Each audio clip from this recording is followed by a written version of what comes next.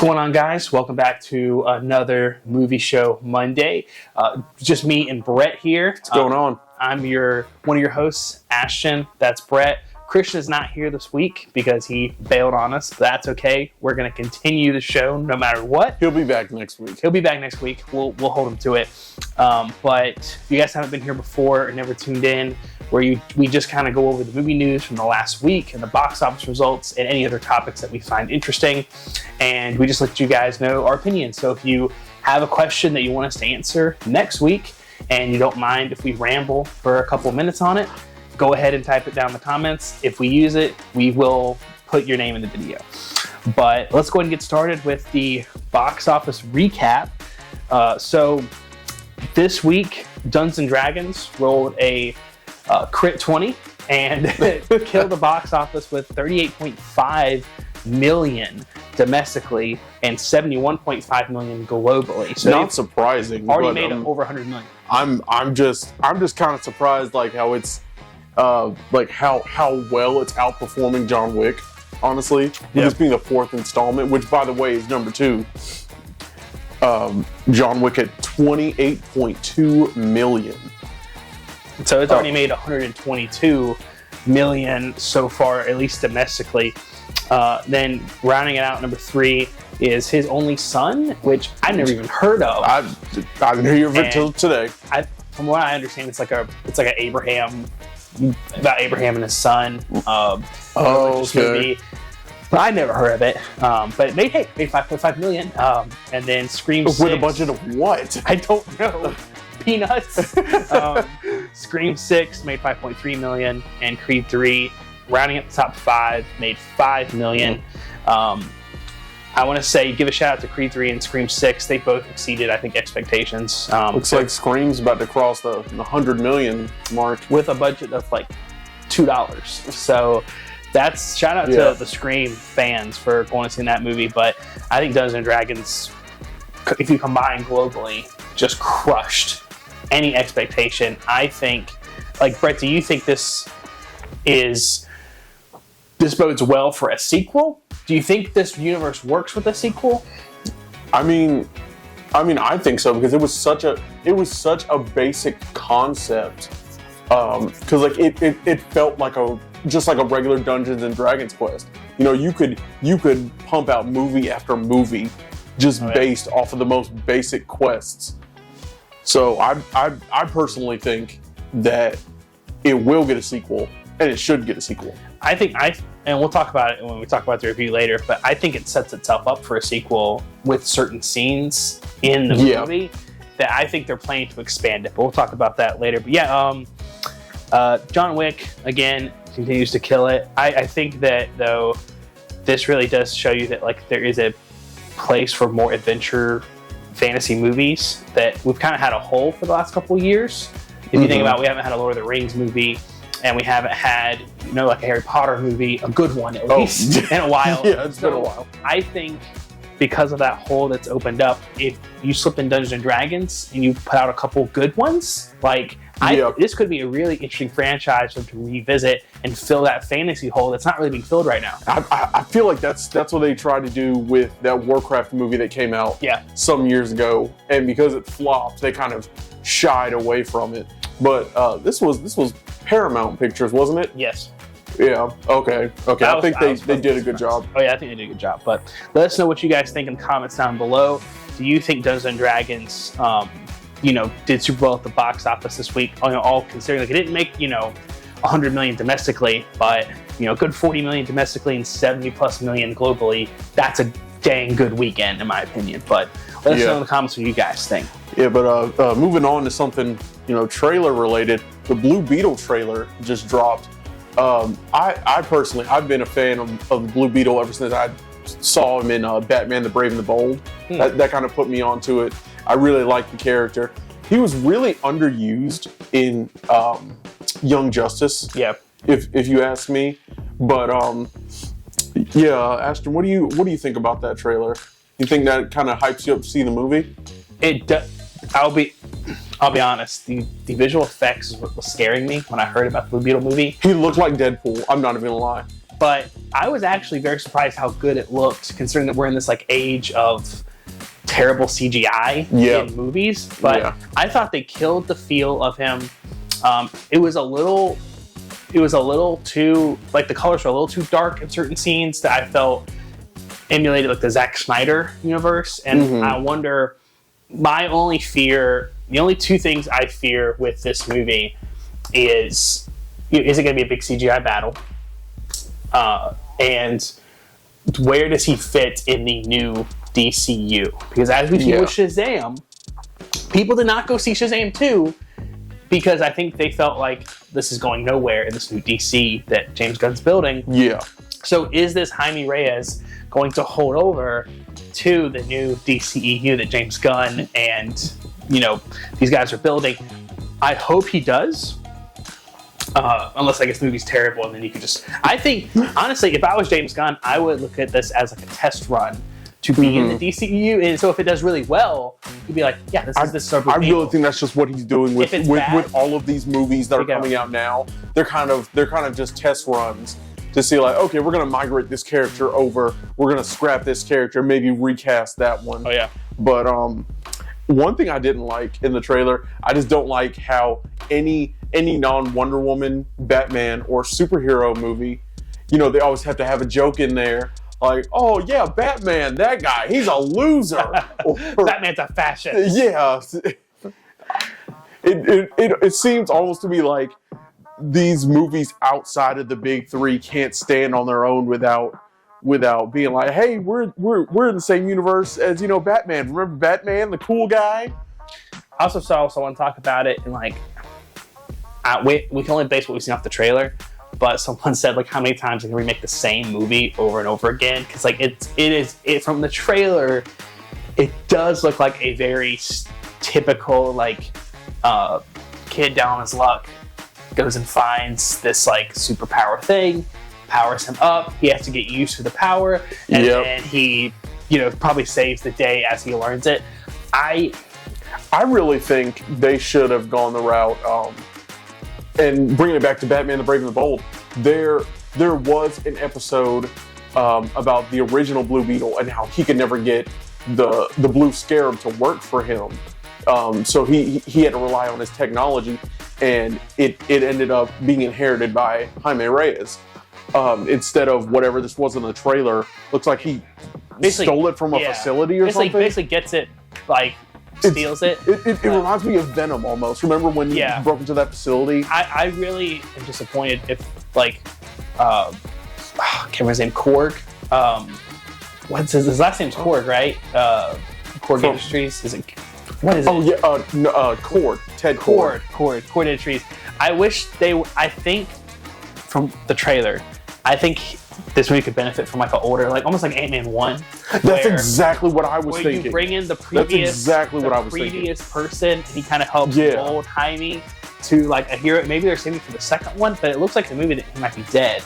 And like I mean, possibly, but the original Blue Beetle and Booster Gold were friends, and that they're planning on making a Booster Gold movie. Yeah. So that could kind of like link the two, but again, they might be saving. I just want to know where Ted Cord is in this movie. But if they have him just killed off screen, or like, oh, he died and now this is like his last thing, because in the movie it looks like at some point he uses the Cord's Ted's old like stuff, because I think at one point he has like the Beetle mobile or something, like a Beetle car, and so like they're gonna tie Ted Cord in somehow, but I hope it's not just like flashbacks or like off screen. I really think he would benefit from that older mentor figure that we've seen in all these superhero movies. At the very least, I feel like what they would do is like have him spend the movie figuring out the Scarab, and then like probably like the last shot of the movie, they'd pull like a Luke Skywalker, and he'd just show up out of nowhere. He's like, Jaime,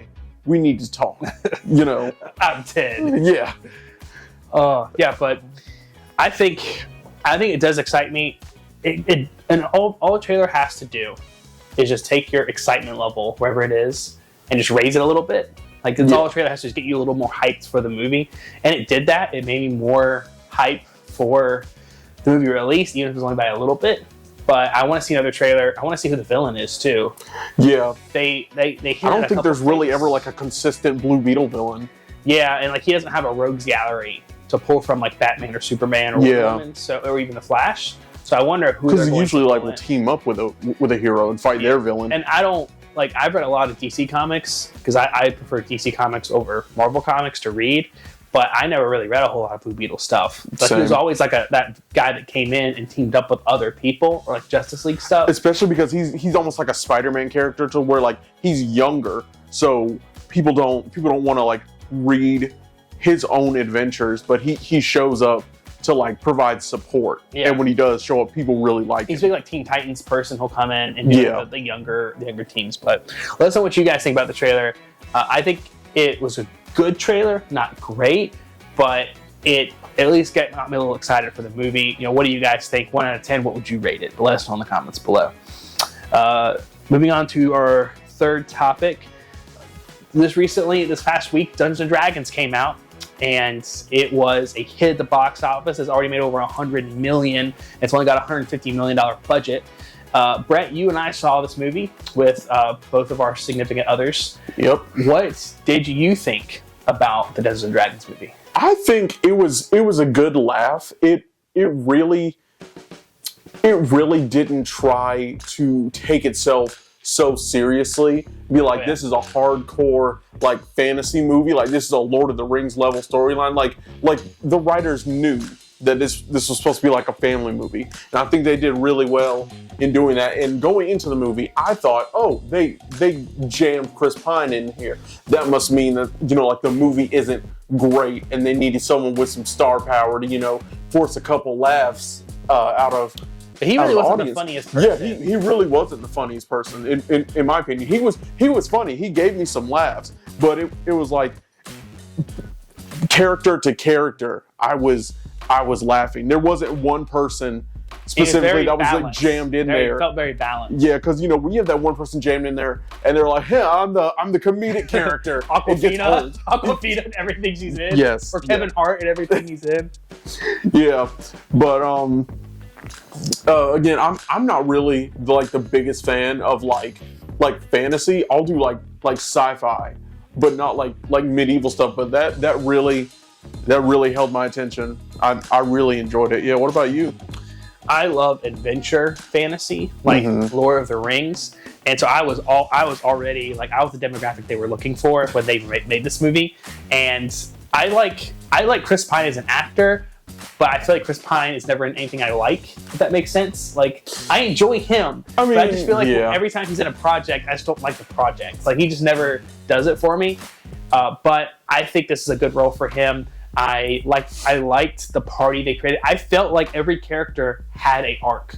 I feel like for like the 5 or 6 characters they had, with the exception of, and we'll do spoilers here, so spoilers now going into it, just light spoilers. But I feel like every character, with the exception of his name was like Zenk, Zenk or whatever is like the good looking guy that would come in to save the day. I had a feeling. I told my wife this before we went. I had a feeling that he was going to be a smaller part than they advertised, because if you watch the trailer, he's not in the final fight.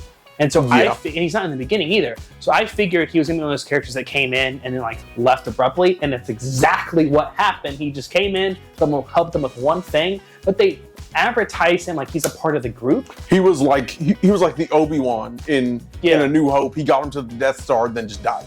He just felt like he came in, but he was really good with what he did. I wish they would have kept him for I don't know why I guess they took him out because he was too strong.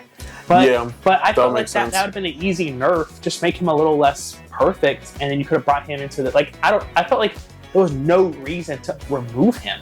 Or like make the final villain stronger. Yeah, or just make him a little bit weaker. Yeah, just a little bit weaker. But I thought the way he did in the movie that was really good. I liked everything he did. But I felt like every character was unique.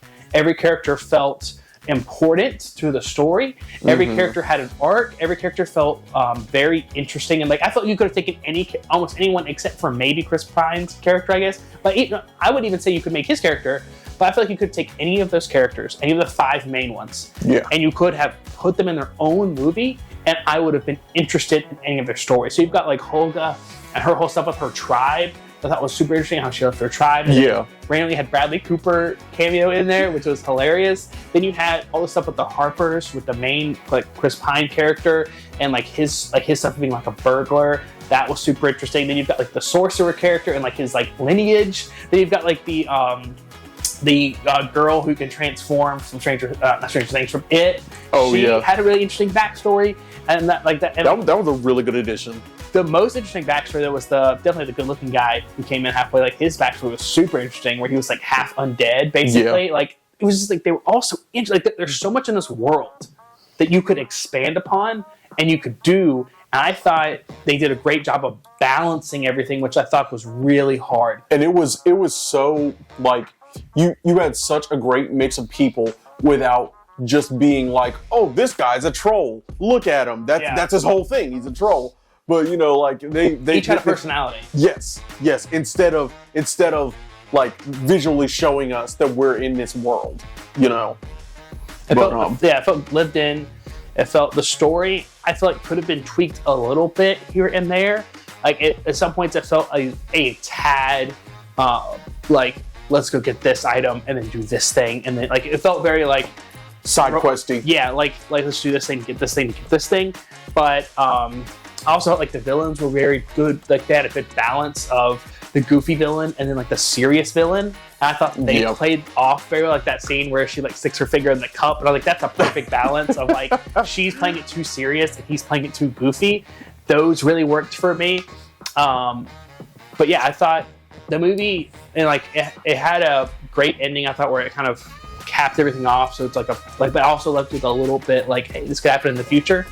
But I would give it like. Originally, I gave it an 8 out of 10. I think I'm going to move it to 8.5 out of 10. Yeah, and I'd given it like a 7.5. And I think just based off of the comedic factor alone, and the not linear storytelling, but everything connected in a way that was so satisfying. Yes, I'd give it like a solid 8.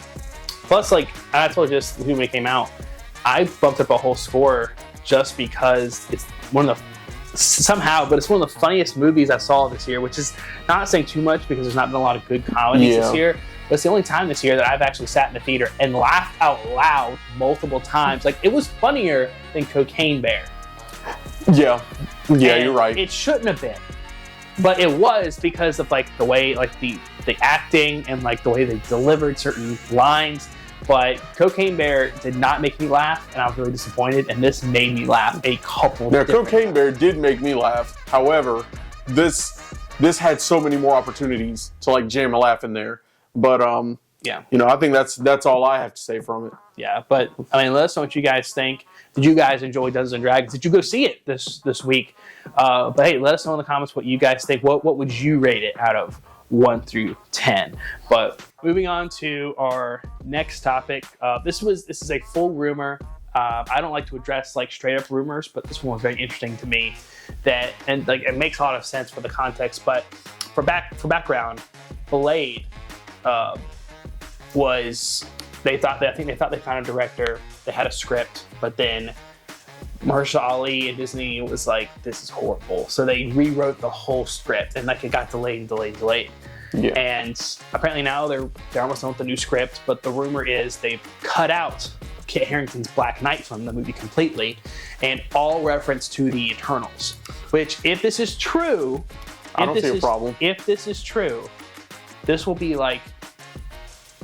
just another movie that has completely ignored the fact that there is a giant Eternal sticking out of the ocean. So, do you think this indicates that we'll never see an Eternals 2, or that maybe they are retconning it from Marvel canon? What do you think this means? I don't think that they're going to retcon that. I also don't think that they'll be done with Kit Harington's character. I feel like they could give him a show and it would be just fine. But also, I feel like, you know, them introducing someone like Adam Warlock in Guardians 3, that's someone who can deal with that Celestial in the Earth if need be. So they don't need to bring the Eternals back for a second movie that's gonna flop. I feel like they're just waiting for someone to be introduced in the MCU that can handle that. And it could be like, oh, it's been lying dormant for years, and now we have the right person to address the situation. And they'll fill in the story with why it hasn't been active or anything like that. Well, where do you think Kit Harington's Black Knight, if he doesn't appear at Blade, which I thought that was set up for him to come back, Yep. but where do you think he'll appear next, if at all? Either a show or nothing. They're gonna wipe his character because barely any fans have really heard of Black Knight.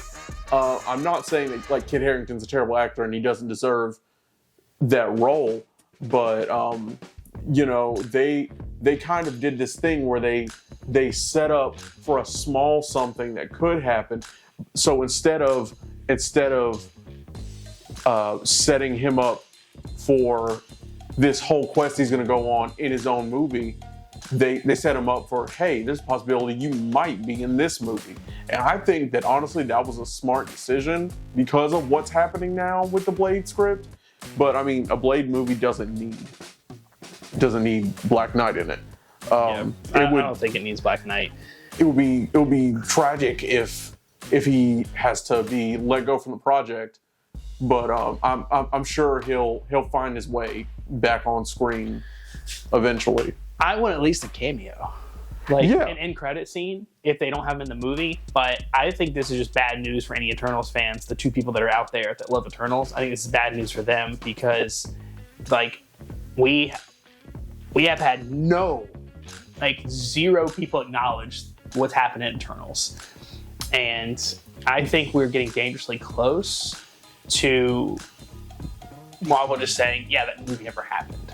Like, and maybe not retconning it, but at the very least, like, well, there's no room for Eternals sequel, and we're just like killing those storylines. Mm-hmm. And if you think about it, like, Eternals had a bunch of storylines set up for the future. Not only the Eternals themselves, but you had, like Thanos' brother coming in, and then you also had Black Knight and Blade in there. So like, there's multiple storylines that they have to do. Like, I feel like I'd be very annoyed as a MCU fan if they just drop all those storylines. Yeah. There's been no movement on any of them. You see, there are so many things that they could do to not only bring his character in to contact with other characters, to also address the whole, celestial sticking out of the earth thing. Like for instance, Star-Lord is part celestial, right? Mm-hmm. So, you could have Black Knight, finding his way in contact with the Guardians. And this could even be like an end credit scene. They're just like, hey, what do you know about Celestials? And, cut to black. Yeah. And that could tie them in like that, like Thor and the Guardians. I think the easiest way to fix everything without having to invest in a new movie, and this is what I think they probably should have done it originally. If anything makes sense for a show, mm-hmm. I think the Eternals make sense because there's so freaking many of them. However, the Inhumans show. Yeah, but that was a whole other phase. And that Marvel wasn't putting the money in development into that they should. Like, that movie cost like a bag of corn chips to make. Look how ugly it is. I think that how good their shows have been lately, then the Eternals would actually work with. That's fair. Not like a 10-episode thing, maybe like a special 20-episode run. You could fill out all those storylines. You could, or heck, like even like how WandaVision ran. WandaVision only ran for a season, but like you got a good bit of information off of that show. I think that's, if they don't want to invest the money into a movie and trying to promote it and everything, I think a good way to satisfy those storylines is to go ahead and make a show, and you could devote the time needed to those characters without having to cram them all into a movie. But let's know what you guys think below. Do you guys want any more Eternals content? I don't. Most people don't. I just want to know at least what's happening with Kit Harington's character and the giant Eternal sticking out of the earth. But that's just me. I just want to know why people aren't addressing it. Like, they've been like Men in Black mind wiped or something. And justice for Kumail Nanjiani, who got super shredded for that movie, For a and then bomb. didn't get to, yeah. So No, he didn't even get to show it. He didn't even show anything. he didn't get the shirtless. I would have scene. been so upset. But yeah. Let us know what you guys think in the comments. That brings us to our next topic, which I'm just gonna go ahead and say that we need a lot of these movies. What Star Wars movies do you think we need? I think we need a High Republic movie, but that's just me. So let's say, for the sake of this topic, let's say Kathleen Kennedy gets fired tomorrow, which she should have been fired years ago. But let's just say she gets fired tomorrow. Yeah. And Bob Iger calls you up, Brett, and he's like, "Hey, Brett, we need you to come in and replace Kathleen Kennedy." You go in and replace Kathleen Kennedy, and you're tasked with revamping the movie side of Star Wars. And he said you can make any trilogy or movies that you want.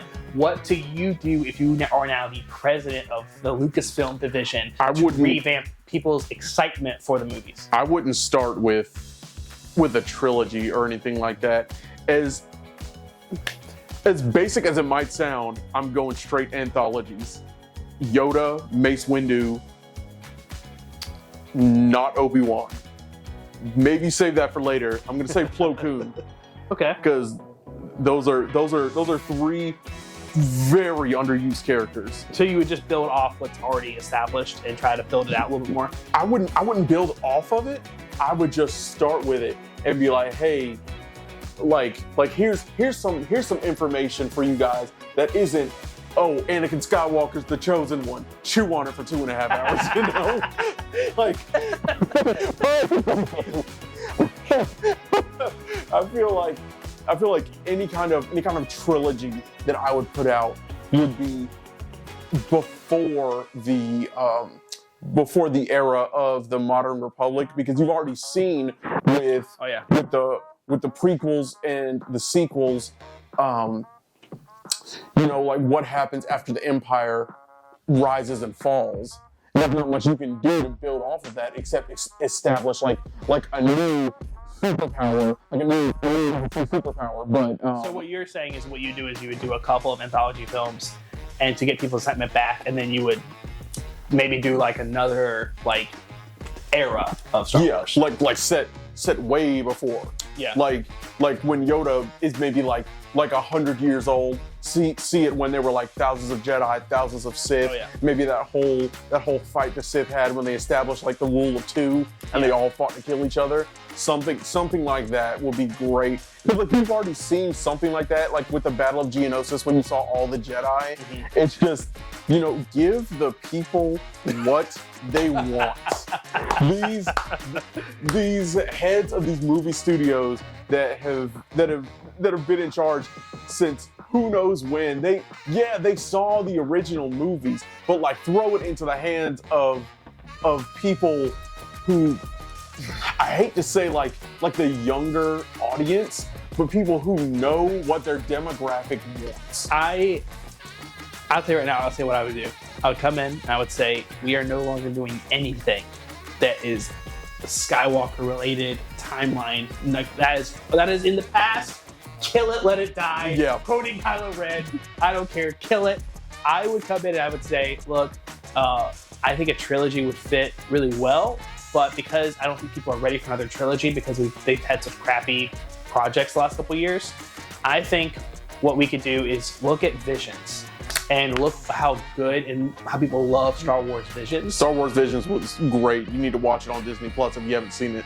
But I think you do that where you do maybe a handful of set alone Star Wars movies with a fixed beginning and end, like a whole story. Yep. Where you tell a beginning, middle, and end, and then it's not set up for another movie. It's not set up to build the universe. It's just a straight up Star Wars story. It can be about anything in the world, but I think like you do 1 or 2 or 3 of those to get people excited about it, because it's not like Marvel, where you're kind of stuck in this universe where you have to keep going down the timeline. Mm-hmm. Star Wars is so vast and so much different than Lord of the Rings, where even Lord of the Rings, they have a timeline and a book to where you have to follow the timeline and you can't I can't do that from it. Yeah, I can't But do Star that. Wars is infinite possibilities. So you could do any story, any timeline, any world, any place you want. So first I would get a writer's room and just let them go ham on any story they wanted. But for a trilogy, what my goal would be is to do a new trilogy. And as you said, give the people what they want. Set it thousands of years before Skywalker's and do what I have been praying for years is give me a actual Geonosis level battle of like 1,000 Jedi and 1,000 Sith and let them go crazy. And I would even like let them go crazier with the Force powers. They kind of did that a little bit towards the end of the Skywalker stuff. But at that point, people were just so fed up. They were like, I don't even care. But the games and the comics like are so much more interesting with how they use the Force and like how they're able to manipulate the Force. It's so much more interesting battle-wise. So I would want to capitalize on that, where it's like they like even like where Kylo like you freeze the blaster shots and throw it back, or you can like create like the orbs and like basically just like pure Force energy and throw them. All that stuff, make it more visually like go balls to the wall. Who cares? It's Star Wars. Like people don't care about realism in Star Wars. Like just go crazy. Give us fights. Give us like crazy lightsabers. Like I want what Visions like teased us with. But like you have to get people excited about going to see Star Wars again, because I think the last two like Skywalker films combined with Solo and Rogue One have just killed people's like hype for Star Wars movies. Like I think there's been such a gap now where I think you could put one out and people be excited for it, but it would be a cautious, optimistic. Oh excitement. yeah, definitely. But yeah, I think that's what I would do if I was the president. I would go crazy. I would also throw it back into the hands of Dave Filoni. Oh yeah, you give him the keys to the kingdom. And just be like, give me a show based off of a couple clone troopers. I would call Jon Favreau and have him be like, here's a movie for you. Here's a movie for Filoni. Like, here's a movie for like. I would call up every director that's like out of the box thinking and just be like, hey, you want a movie? I would just be like, give me Clone Wars style, like the lost missions of the Clone Commando Squad. You know, because we already got like the Bad Batch Clone Force 99 thing, but hey, that's just me. Yeah. But let us know what you guys think. What kind of content do you want to see out of Star Wars? But Darth Jar Jar. Darth Jar Jar. Yeah, well, if you guys haven't seen like one of the most recent episodes of The Mandalorian, there is a new Jedi introduced, and he's played by the actor who played Jar Jar. So Darth Jar Jar. Yeah, Darth Jar Jar confirmed. But moving on to our next topic, new trailer dropped for the Secret Invasion, Marvel Secret Invasion, with Samuel Jackson's coming back, and they got the Skrulls coming back. Does this trailer make you any more excited for this show? It makes me feel like it's going to be either a hit or miss, because most of the trailer was Samuel L. Jackson loading a gun and being like, I gotta do this. I gotta get into this fight. This fight is mine to fight. I've been gone for too long. And everyone in the trailer is like, we've missed you. You've been out of this fight for too long. And I'm like, who's fighting? What's going on? What fight? Well,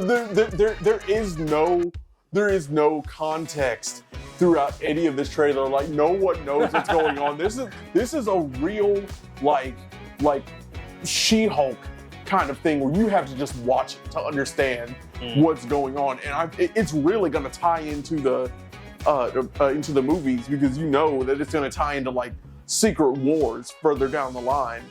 But what is it, like a June release? I believe it's pretty soon. It's like June 10th or something like that. Yeah. But just watching that 2-minute trailer, I am no more or less excited for this show. It's right there. It's yes, same. Yes, I do feel like those Samuel L. Jackson is kind of getting older. He's getting up there in years. He's still doing great things for a man his age. But I feel like they just couldn't give us too many, like action shots in that trailer. Yeah, he's like, he's got his like AARP card at this point. Like they can't do so much with him. But hey, it is Samuel L. Jackson. I'll watch anything that man is in. He makes everything interesting, and I'll watch it. The Marvel shows, I feel like there's just a little too much right now. There's just I think they need to dial it back on how many shows they're doing. And part of it is because of the fact that the Skrulls are linked to one of the worst Marvel movies in existence, Captain Marvel. And what's sad is like the Skrulls, like growing up, were like when I read comics, it was like the scariest thing because like they would like kidnap your favorite heroes. Yeah. Like they had like the Super Skrulls where they would like copy their powers and take their place, but they were slightly off. Like that was so interesting to me, and I feel like they almost turned like a joke into the MCU. But let's know what you guys think. I don't think it really excited either one of us any more than we already are for it. Like excitement's not super high, but did you guys like this trailer? Let us know what you guys think down below. Yeah, but bringing us to this next topic, I did not know about this until about 10 minutes before filming this video. But why is there a live action Moana being in the works with The Rock to return as Matt? Not saying that he was terrible or anything like that. But it just he was a great voice. It just came out. And my thinking is that they want to capitalize on the fact that you said that both Maui and Moana are coming back. So when the first Moana movie came out, Ali'i Carvalho, which if I'm saying that wrong, I apologize. But she was about 15, 16. And so that was about 7 years ago. So now she's like 22. She's mid-20s. She's in her prime. They're like, oh yeah, you can still pass for a teenager. Let's get out there and make more money because we can't pump out a sequel to Moana. So let's just redo it. Plus you have The Rock. I think they're trying to capitalize on The Rock too. I pray to whoever's listening that they don't put him in a wig. I cannot stress this enough. It's gonna be a joke. I have no problem with Moana. I don't either. I'll make that clear. And I have no problem with them to make a sequel to Moana. And I have no problem with them eventually wanting to remake it into live action. But it just feels so much like a cash grab because we just had Moana, like 2016? Yep. And it's like, how long are companies going to wait now to remake things? Like, can they wait? Like, if there's a hit animated movie now, are they gonna wait like 2 years? Like, all right, we're announcing the live action remake. Like, I feel like you just had this movie come out, and now you're remaking it into live action. It just seems so forced to me, and it's like you don't have any other projects you could be dumping money into. They're trying to cover up their mistakes with like Aladdin and Beauty and the Beast, and they're like, all right, come on, quick, we gotta make a winner so people forget. Well, and this is the last thing I'll say about it because I don't want to spend too much time on this topic. But someone told me this the other day and it made a lot of sense to me. Someone said instead of taking these millions of dollars, hundreds of millions of dollars, and pumping it into live action remakes of Aladdin and Moana, why don't they just like do what like old school games do, which is revamp the original a little bit, like maybe like update the CGI a little bit, like remaster it. Do a full re-release of the movie in theaters so people can take their kids to see classic movies in theaters. And it's like free money. And then you can take that money you were pumping into the Moana remake with like $200 million and pump that into new projects that could possibly make you more money. I would even say reanimate the movie in such a way that you can. I would even say reanimate the movie into a way that you could give it a 3D release. Because, kids will watch anything 3D. All right, moving on to our last topic of the day. It's what's coming out this week. And guys, we have made it. It's Super Mario is here.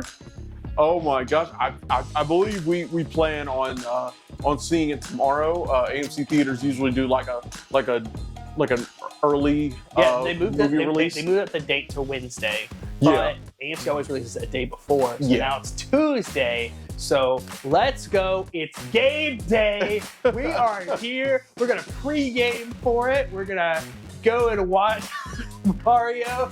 But I think it's going to We're be... gonna watch that old live action Mario. That was terrible. We're going to cleanse our palates. Yeah. But I am super pumped for it. This is one of the most exciting movies that this is one of those movies I'm most excited for the whole year, and I still think it's going to be the biggest movie of the year. Like, no, I think it's going to be packed. Oh no doubt.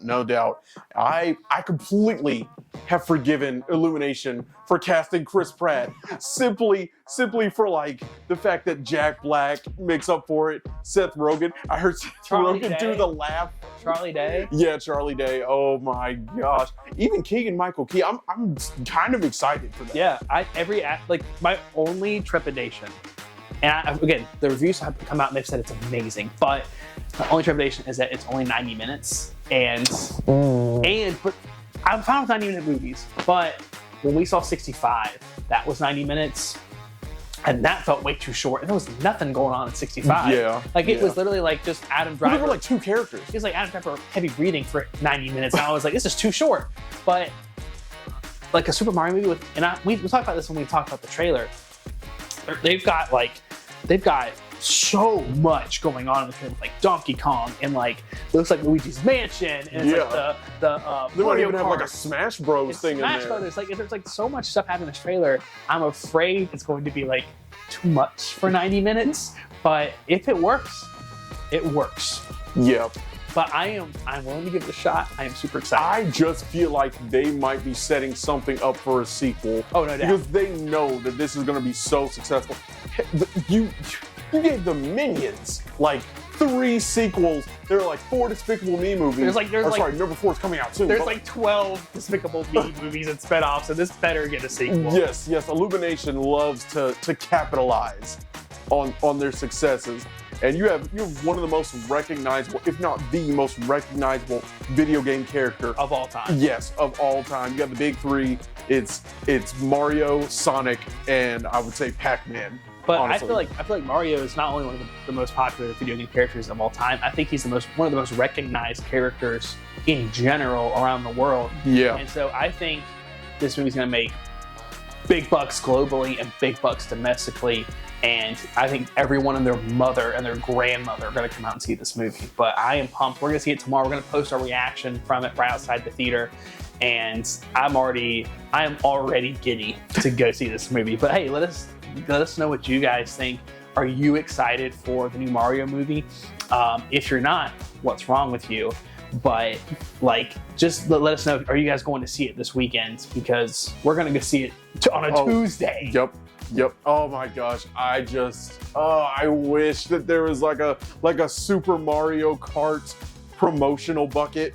Yeah. Or something. But anyways, yeah, you guys let us know. Let us know what you think of this movie in the comments. If you've seen it by the time you're watching this video, or before, let us know what you guys think you might want to see in the movie. But I'm Ashton. This is Brett. Thank you guys for tuning in. If you have a chance, hit that subscribe button because we really want to get to 1,000 for the end of the year. So Brett doesn't have to buy Christian and I 2 Muscle Man Funko Pops. But we'll see you guys next week.